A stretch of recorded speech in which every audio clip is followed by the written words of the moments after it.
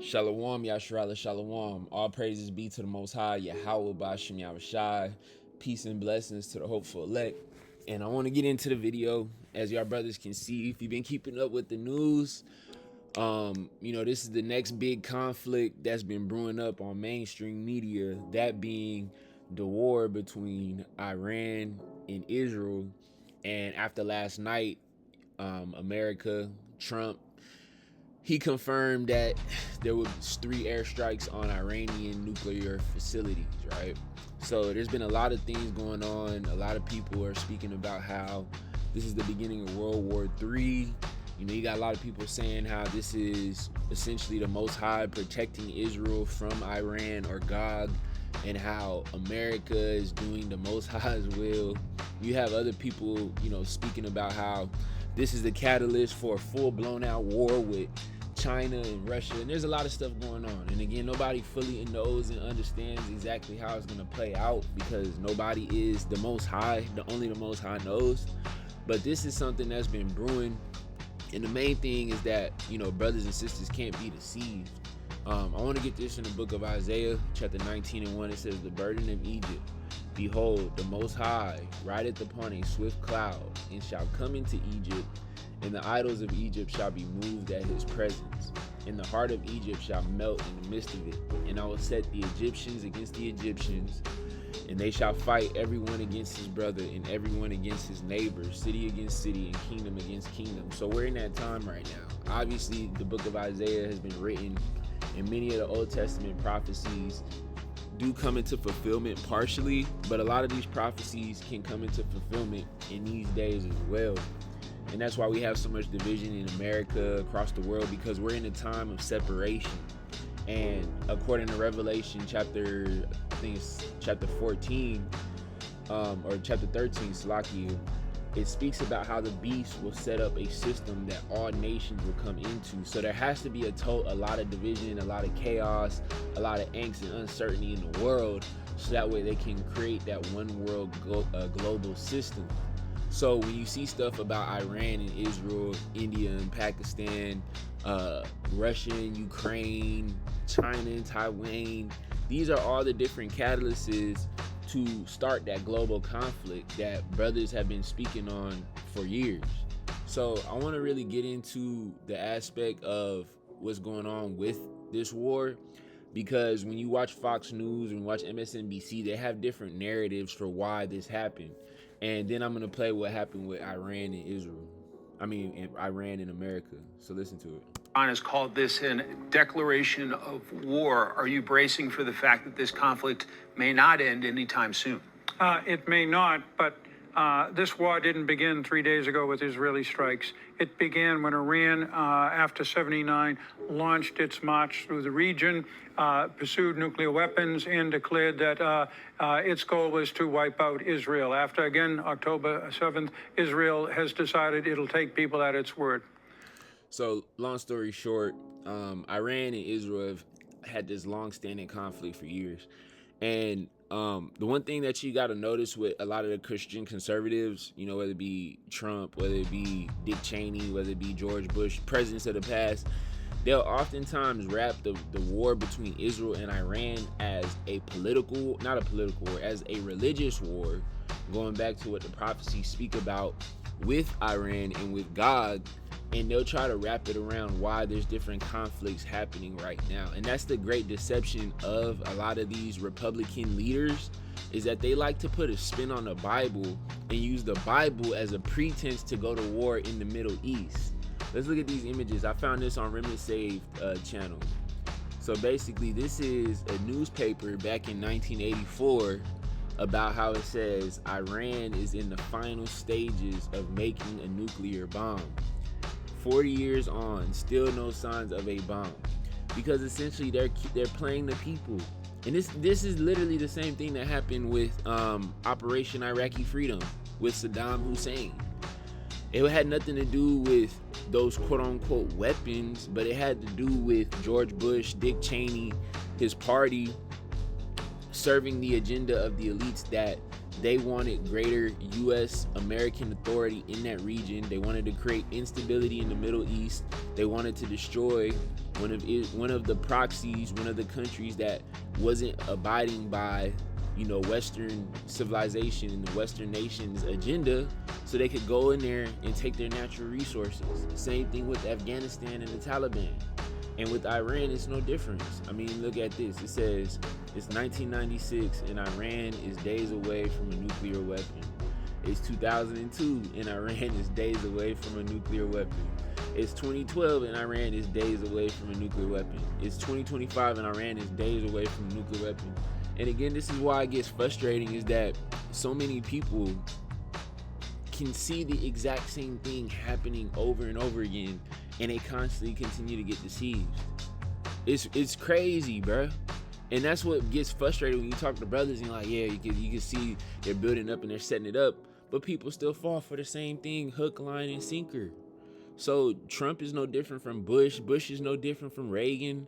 Reagan is no different from Richard Nixon. Richard Nixon is no different from Lyndon B. Johnson. All the previous presidents who found these different pretenses to go to war with these different countries, because essentially they're serving the agenda of the U.S. military industrial complex, and also they're feeding the interests of what's going on with Israel, which we're going to get into a little bit later. So let's keep watching this video.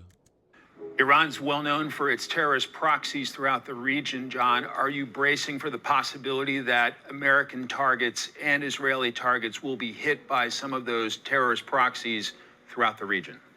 A lot of the proxies have been deeply weakened by Israel already. I do think we need to fear that Iran has already threatened that America, for defending Israel against some of these ballistic missile attacks, that our bases could be targeted now by Iranian ballistic missiles and drones. I think that's a serious worry. I think we're well postured to defend against it.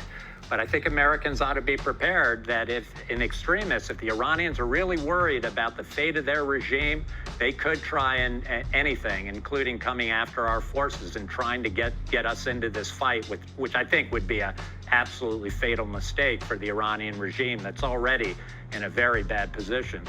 When y'all look up the nuclear, let me just look at it real quick. When y'all look at that deal, I don't know if y'all familiar with the nuclear deal that Obama had essentially tried to work out with Iran.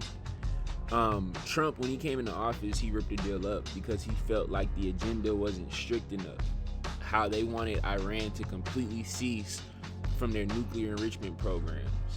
And they felt that it didn't address many of the missiles that they had and a lot of the terrorist regimes that they had, which is where you guys have different factions come up in Yemen, you have different factions in Lebanon, and that's what Israel feels is the reason why they wanted to attack when it came to Hamas. I forgot some of the other groups because there's so many different small proxies within the region. But they say that comes from Iran setting up these proxy wars, or these proxy groups, these terrorist groups within different areas of the Middle East, right? But in actuality, it's because America wants Israel to be the main force in the Middle East because they ruled the Middle East through Israel. Just like America rules parts of Asia through Japan. They have many different nations that are set up as vassals to do the bidding of the Western government's empire. You see what I'm saying? America doesn't rule through democracy. They don't allow countries to just have democracy and do their own thing. America is in every country that they can, every nation, trying to bring out influence in the different regions. Just like what was going on with the Soviet Union in America, whether it be Korea, whether it be Vietnam. Again, this is nothing new. So the reason why they're really going after Iran is because they're part of BRICS with China, with Russia. America is not going to directly attack China. They're not going to directly attack Russia, but they can weaken them through Iran. And that's what a lot of this narratives about this whole issue between the two is coming at, because essentially they don't want BRICS to continue to grow. They don't want Iran to be a key player with BRICS. So they have to set up a lot of these different narratives, because the narratives was that Iran was essentially building a nuclear plan. A few weeks ago, you had Trump, who was trying to negotiate with Iran. Then all of a sudden, they got some news that it wasn't going the right way that they wanted to. And then all of a sudden, Israel attacks Iran.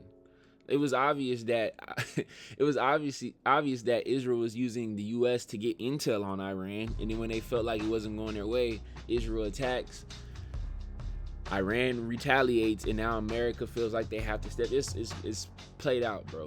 They already had this plan from the beginning when they realized Iran didn't want to play ball with them. So now what does this lead to? Well, let's go and look at some of these videos, because I think,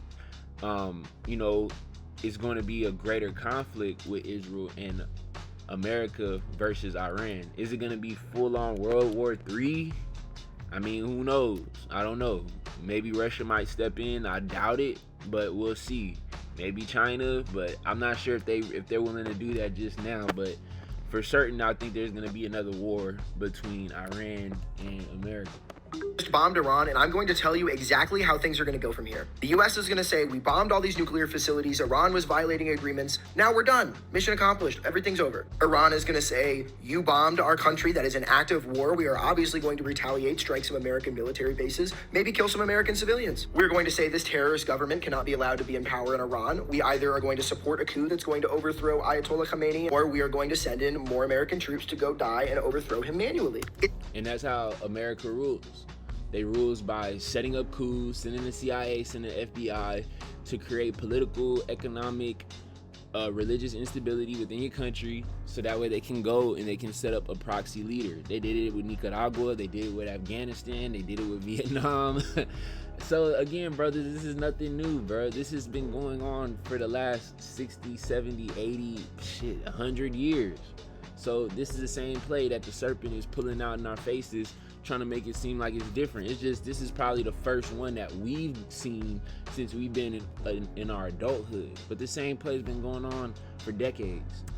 The same exact thing is what happened in Iraq, because it was never about weapons of mass destruction. It's never about nukes. It's always about making sure that their government and their natural resources go to the benefit of American multinational corporations. This wouldn't be the first time that we overthrew a government in Iran. In 1953, we overthrew the democratically elected president Mohammad Mossadegh for the crime of wanting to nationalize Iranian oil so that the profits go to the Iranian people. And we replaced him with a member of the Persian royal family, the Shah, who did America's bidding and ran it according to our interests. It was overthrown in 1979, and the government that's there right now in Iran that we're having problems with is the same government that was overthrowing the last one that we overthrew of theirs. Yeah, so it's all about, are you going to do my will? Are you going to do my bidding? Because again, shout out to Chronicles of Judah, but one thing when I first found his channel, he said that all wars are fought over natural resources. If they're showing you religious instability or religious differences and defending of religion, things like that, that's just the cover up for the true reason why they want to go to war. Afghanistan was for poppy seeds and opioids. Iraq was for oil and control politically of the Middle East. And with this, it's kind of the same thing. But this is more in regards to trying to stop the BRICS coalition, trying to stop Iran from getting too strong within the area, within the region, and trying to continue to do a lot of the interests of Israel, as well as the elite banking families will. And also just setting up a lot of these different narratives for, world and global war, because that's where the world is going to have to go. And there's going to have to be a lot of chaos and a lot of instability that will cause all of these different nations to want to come together for some form of peace and some form of rule and hegemony. And also another thing too, brothers, is that a lot of AI technology is coming out. I don't know if y'all familiar with a company called NVIDIA. There's a few others, but the American government just set up a contract or an agreement for them to try to build some sort of AI data tracking surveillance. And it's going to be kind of like Big Brother, what happened with the American Patriot Act, on steroids, because now they're going to have a lot of these different AI data centers that can not only track where you're going, your location, who you are, your identity, but create and build patterns. It's very similar to what's going on in China with the social credit system, but we'll keep having this play. The guy that we want to replace the Ayatollah with is the son of the royal family member that we replaced the last government with. They've been doing the same shit for 70 years, and the oil companies and the military industrial complex will always come out on top. But people are waking up, and we are exposing them right here. If the United States bombed Iran, if the U.S. launched an airstrike on Iran, it would likely target nuclear facilities, missile sites, and military command centers. Stealth bombers like the B-2 and F-22s would lead the attack, supported by Tomahawk missiles from U.S. Navy ships in the Gulf. Iran would likely try to close the Strait of Hormuz, where 20% of the world's oil flows. Oil prices would skyrocket, possibly hitting over $200 per barrel in days. The global stock market would crash and energy prices would spike. NATO would be forced to respond and invoke Article 5 if U.S. or allied assets in Europe are attacked. France and the U.K. would likely send warships and prepare for possible joint strikes on Iran. Domestically, America would face political chaos and a deep economic shock as fuel prices would soar, potentially reaching $8 to $10 per gallon. Grocery costs would spike due to supply chain disruptions. The cyber attacks on U.S. banks, energy grids, and even airports could cause mass panic and outages nationwide. And that's one thing that's going to be very different, because first and foremost, it could be that gas, because I already seen it in California that gas might be $8 just because they're going to shut down oil refineries and try to promote a lot of green energy cars. So for those of y'all who live on that side, hey, y'all got hell coming.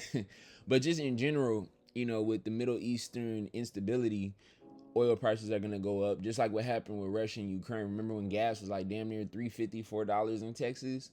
More than likely something like that's going to happen. We already got inflation going on. We already have political instability from ICE and, just people being, upset about what's going on with Trump and his immigration policies and his, what's the other one?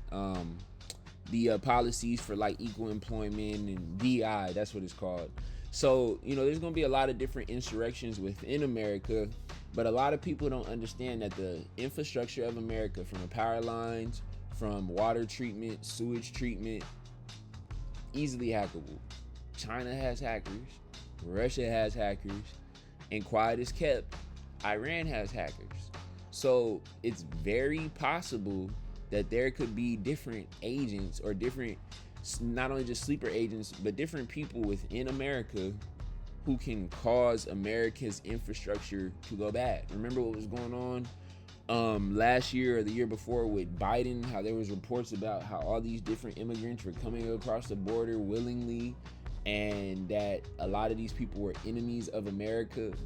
So again, just because all these people online is talking about America so strong and America so powerful, and Iran don't want it with America, and China and Russia don't want it with America because we have all these military weapons. Brother, we've seen this story happen for millennia. Countries think that they're untouched. Countries think that they can't be brought down until America humbles them and brings them down the way, because essentially the Most High is the one who even gave them the power to be as strong or as dominant as they proclaim themselves to be. So this is going to be very interesting, man. This is going to be extremely interesting because, we live in the land. Let's get these scriptures, actually. All right, so I want to get this in the book of Jeremiah, chapter 50. It says, "The word that the Most High spake against Babylon and against the land of the Chaldeans by Jeremiah the prophet. Declare ye among the nations, and publish, and set up a standard. Publish and conceal not. Say, Babylon is taken, Bel is confounded. Merodach is broken in pieces. Her idols are confounded. Her images are broken in pieces." So these are all speaking about different areas of ancient Babylon, right? Verse 3, it says, "For out of the north there cometh up a nation against her, which shall make her land desolate, and none shall dwell therein. They shall remove, they shall depart, both man and beast." So the land of the north, we're speaking of Persia, because when y'all brothers read, I think it was in the book of Daniel, it really spoke and prophesied about how the kings of Persia would come and destroy Babylon, and they would not be prepared for it. They had no clue that this would happen, and it would come swiftly and effectively, right? But I'll keep going down. It says, "In those days and in that time, saith the Most High, the children of Israel shall come, they and the children of Judah together, going and weeping. They shall go and seek Yahawah their power." So the children of not only the southern kingdom, but the northern kingdom would be weeping in the land of Babylon. And we know that that's talking about modern times, because in the ancient world, the Assyrians were the ones who put the northern kingdom in captivity, and then the Babylonians put the southern kingdom, or the children of Judah, into captivity. So there would also be a time in the latter days where both the northern and southern kingdom would be being oppressed by the land of Babylon, which is what we know today as modern day America, in other nations as well, but specifically in America. So this is judgment that's not only going to have that happen not only to ancient Babylon, but also modern day Babylon. So I want to get this right here. It says it right here, verse 12. It says, your mother shall be sore confounded, she that bare you shall be ashamed. Behold, the hindermost of the nations shall be a wilderness, a dry land, and a desert. Because of the wrath of the Most High, it shall not be inhabited, but it will be wholly desolate. Everyone that goeth to Babylon shall be astonished and hiss at all her plagues.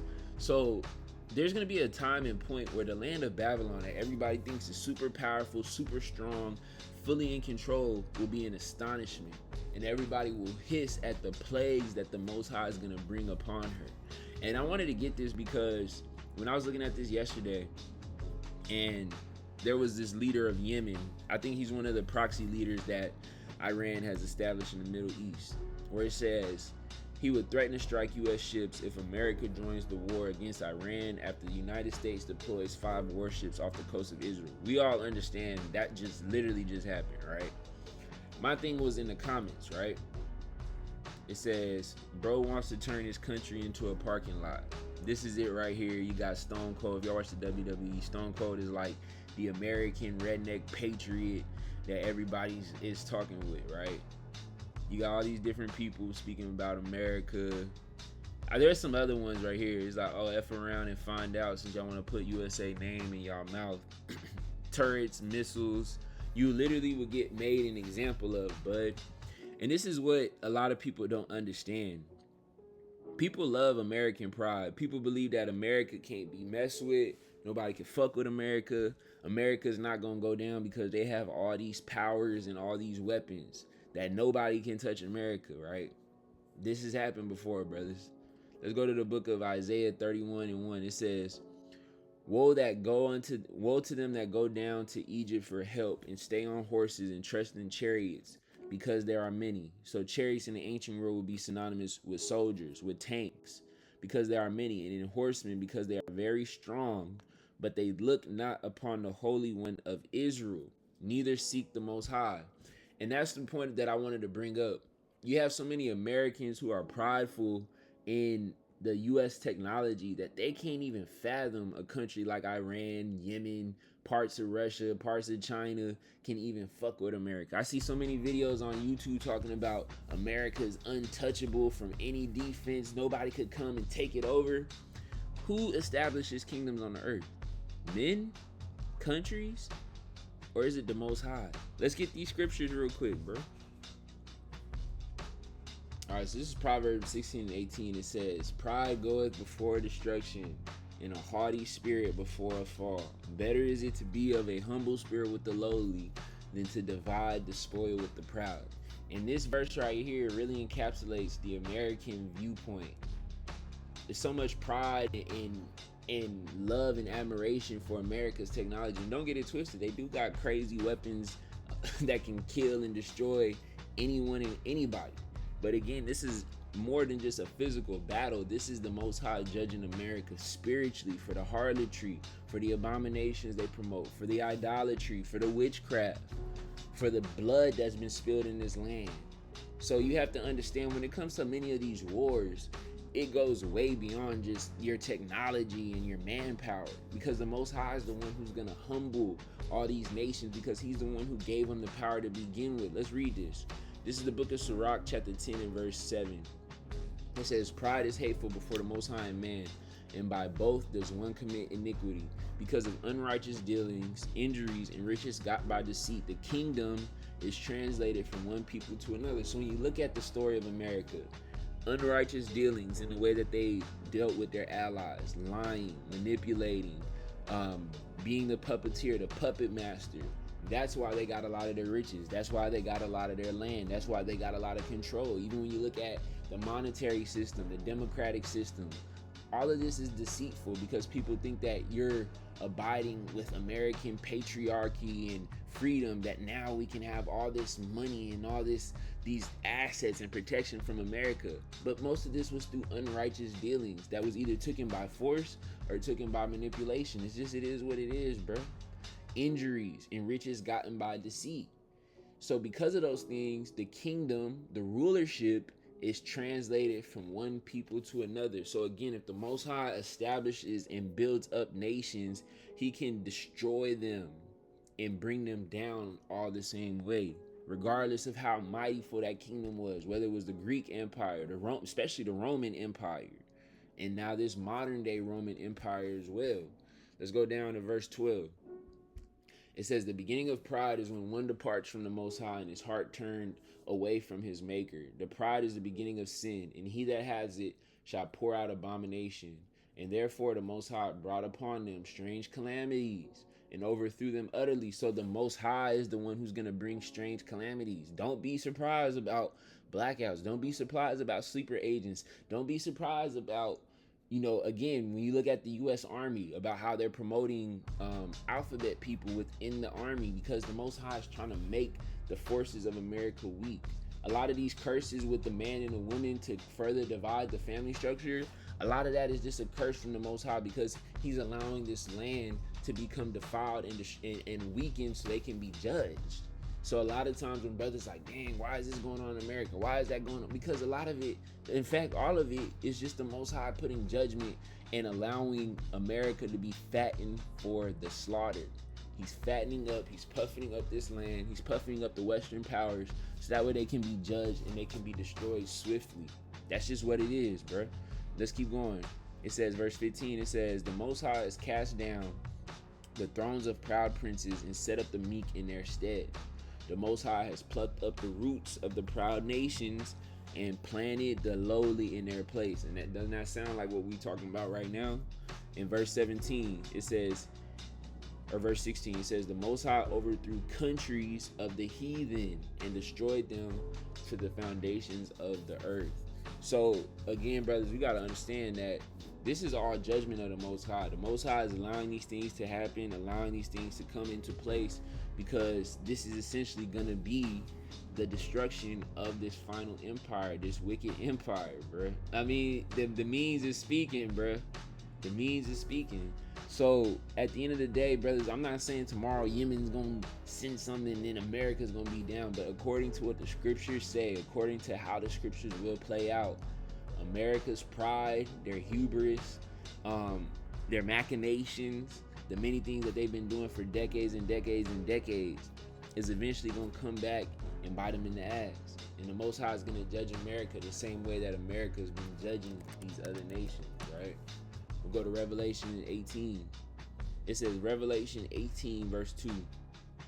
It says, and he cried mightily with a strong voice, saying, Babylon the great is fallen, and is become the habitation of devils, and the hold of every foul spirit, and a cage of every unclean and hateful bird. For all nations have drunk of the wine of the wrath of her fornication, and the kings of the earth have committed fornication with her, and the merchants of the earth are waxed rich through the abundance of her delicacies. And I heard another voice from heaven saying, come out of her, my people, that you be not partakers of her sins, and that you receive not of her plagues, because the Most High is going to bring many different plagues unto this land, the same way he brought unto Egypt.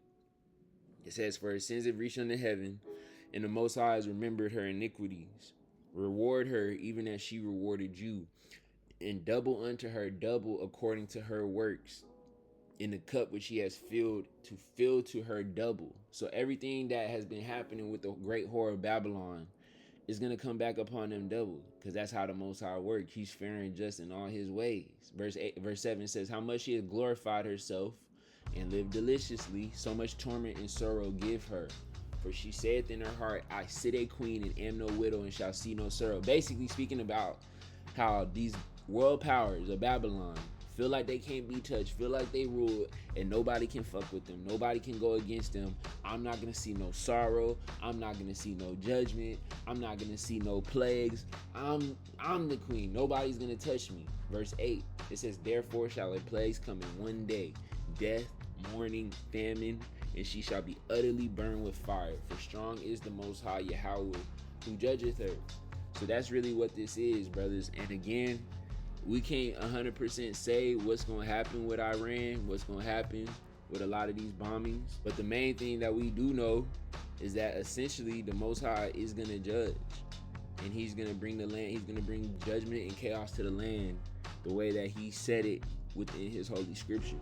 So Lord willing, this lesson was edifying. You know, y'all brothers and y'all sisters got to really gird up, because again, this is just the beginning of sorrows. These are the birthing pains. We really haven't gone through nothing yet. We haven't gone through hyperinflation. We haven't gone through actual World War III, where people's getting grafted and bodies is going overseas. We haven't gone through the political instability. We haven't gone through none of that. The pestilences, none of that. Famine, none of that. So this is the beginning of sorrows, and we got to continue to prepare and gird ourselves and focus and build our spiritual foundation upon the rock, because all of these things, from your guns to your money to your Bitcoin to your precious metals to whatever faith you have in man or the country you serve or a part of, is all going to crumble. But the words of the Most High will still stay there and be established. So all praises to the Most High Yahawah Bahasham Yahawshi. Till next time, it's your brother Ash.